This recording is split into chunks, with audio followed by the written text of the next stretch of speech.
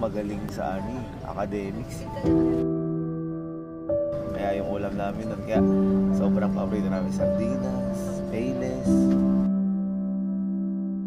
Kaya kami hanggang ngayon hindi kami nagpapalit ng tiles kasi napamahal na sa amin tiles dahil sibak-sibak. Nung college lang ako nagkaroon ng brand yung cellphone, lagi second hand. Sige, Ben. Yan. Curious lang po kasi ako. Bago po kayo dumating sa point na kung ano na yung narating nyo ngayon, ano po yung mga struggle? Yung struggle, hindi ko ito sasabihin dahil ayoko parang magandang dinaanan. Siguro struggle ko kasi hindi ako magaling sa academics. Lagi akong mga pasalang. Tapos kopya-kopya. Hindi ko tatanggi kasi yun may totoo nangyari. Kaya nung magbo-board exam ako bilang teacher, dun lang ako nag-review talaga. Which is, awal mo na yun, pumasa. Pero yung struggle kasi namin, baka kasi akala ng iba, diba? Ngayon, namimigay-bigay ako ng iPhone, mga pera sa kapatid ko. Wala ka nakakaalam. Pero dati kasi, baon kami lagi sa utang.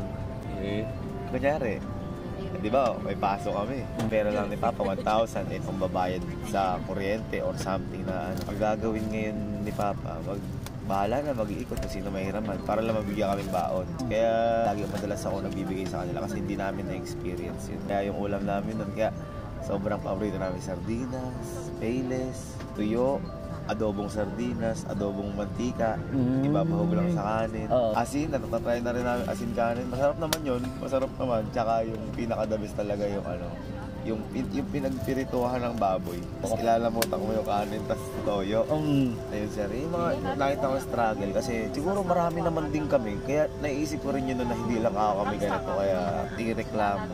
Madami kami, sigurado ako. Kanya-kanya na lang pag-handle.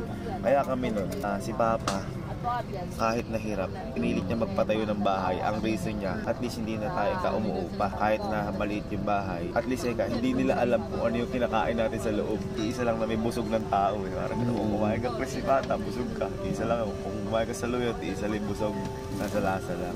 Yun po yung bahay niyo na, up and down po? Yeah, hindi siya up and down. Yung kwarto ko lang yung naka-up. May taas, kasi may hagdan po kasi. Oo, yun lang, pero maliit lang siya. Tapos, halos 10 years na-renovate yun bago maging ganun. Unti-unti. Kunyari, may 20,000, pa-tiles muna. Kaya kami hanggang ngayon hindi kami nagpapalit ng tiles kasi napamahal na sa amin tiles dahil sibak-sibak.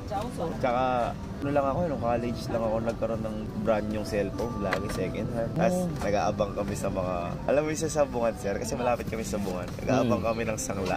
Yun yung bibili para may cellphone lang kami. Kaya diskartihan. Yun yung mga struggles. Pero sobrang laking blessing. Kasi kung if ever man, pero wag naman sana, if ever man mawala lahat, at least kaya pa natin tumayo ulit sa... Kasi nga, napagdaanan na po natin. Sobrang precious memory. Kumbaga kung sasabihin na kaya ba bumalik ito, kaya. Pero syempre, kaya nga tayo nagsisikap. Okay na naranasan natin, pero pilitin pa rin natin na mas umangat. Lalo ni pamilya mo, syempre. Opo. Yung tinitirhan nyo ngayon, Sir Gabe. Sige, pagagano ko na lang pa. Thank you po. Ingat po.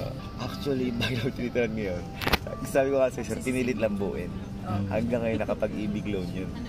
50 years. So, ang na lang, parang ayaw namin siyang bayaran ng buo. Hindi dahil nakuriwot kami. Ninanamnam namin na parang alaala ni Papa, gano'n. Kaya sobrang precious ng bahay na. Sobrang ganda. Ano po yung masasabi nyo sa mga kagaya po namin na nagsisimula pa lang or siguro in general para maging successful po? Actually sir, wala talaga siyang ingredients kasi ako, alam ng iba, 2012 nagbibideo na ako. Pero, YouTube ko 2012, pero hindi ko pa alam na pwede kumita. Basta, hobby lang siguro namin. Then, nung naging teacher na ako, then ko palang nakita na, uy, may kita pala sa YouTube. Siyempre, may mga vloggers na way back 2019. Sabi ko parang, what if i-try ko kasi may natatawa sa akin, estudyante ko nun. So, elementary ba, sir? No, high school. Senior high at saka college. At tinuturuan ko, major ng music ng college. Second year, kanyari, teaching music in elementary grade, lahat ng major, ganyan po. Tapos, isa, naman po, sa senior high, personal development. Uy! Personal development, syempre, PE po. Meron din po tayong arts, mga ganun dyan. As ayun po, sabi ko, try ko kaya dahil kahit pa paano may napapatawa naman ako. Tinry ko, ang unang subscribers, ng mga estudyante ko. And hindi siya madaling process kasi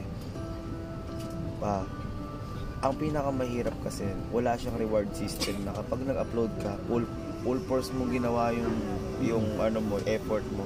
Basta manonood 10. Tama. Parang sobrang sakit. Kaso, ang tanong ba doon, yung ba ipapansinin mo o yung gusto mo? Tapos ako yung teacher na hindi ko pinapansin yung isang pagkakamali ng tao. Mas pinapansin ko yung tama nila. So, ang ginawa ko, parang tuloy-tuloy ko na kaya. Kahit na wala. Ang sabi ko pa nga, baka ako mapansin ako ng PBB. Talaga natin. Papasok ka sa bahay ni Kuya. Sir, ayun, nagtutuloy-tuloy hanggang sa nagkaroon ng 30k followers. Hindi po vlog yung ginagawa ko nun, mga meme. Kanyari yung mga ngaroling, tapos may hugot. Mga 5 seconds video lang. Ganun lang po yung ginagawa ko. Hanggang sa tinuloy-tuloy ko po, tapos nagka 30k followers, 40k. Tapos po, nung mag-100k na kami, doon ko na po sabi, mag-vlog ako tayo. So yun na po yung urong. Urong.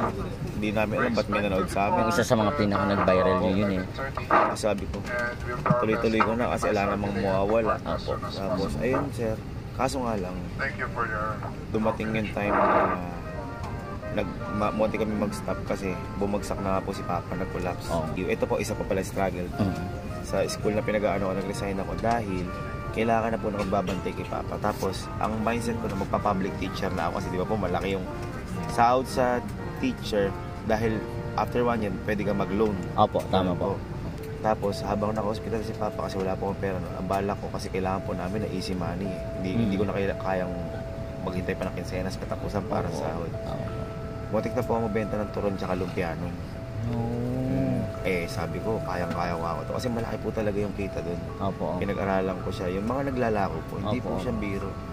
Sabi ni Papa, ituloy ko na lang din pag-vlog. After na, may pumasok sa account ko, 5,000 galing kay Facebook. Doon na sabi ni Papa, tuloy-tuloy na. Ganyan. Siguro ang payo ko lang sa mga aspiring, kung ano yung gamit nyo ngayon, din yung pinaka-the best na gamit. Yung lagi sinasabi ko dahil nagsimula po kami nun yung Android lang ni Papa na Oppo Reno 2. Yung gamit. Sobrang labo niya talaga pero wala sa labo ng camera, nasa pagpamasaya ng tao. At saka hindi mo pwedeng pikein yung sarili mo. Kung ngayon nahiya ka, pakita mo nahiya ka. Kasi habang tumatagal, nade-develop sarili mo, hindi mo kailangan maging matapang, hiya mo ka agad. Kung sino ka, pakita mo. Kung feeling mo, nakakatawa ka, pakitaan mo sila nakakatawa ka. Kung feeling mo, sumusobra ka, magdahanda ka kasi hindi lahat ng tao magigets yun. Para sa akin, pinaka-success yung wala dapat matatapakan tao sa bawat salita. Sobrang, kaya kung mapapansin mo sa vlog namin. For example, sir, may nasabi kaming word na pit. Kunyari, popit. Di ba sir, marami tayong mamamayan. Pasyente. Kami man. Attention ground staff, we shall be... Kaya sir, sobrang ingat namin. Ayun. Then, syempre kailangan magdasal. Hindi lang kalata sa mga, pero gabi-gabi ko nagdadasal. Kasi hindi lahat ng tao mabibigyan ng ganitong opportunity. Pero lahat ng tao pwede magkaroon ng ganitong opportunity. Right. Yung voice.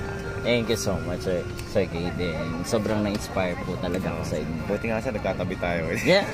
Sabi ko sir kanina, natatakot ako pag wala akong katabi ka, hindi ka kilala kasi baka kunyari, inuubo, wala akong matatap na gano'n.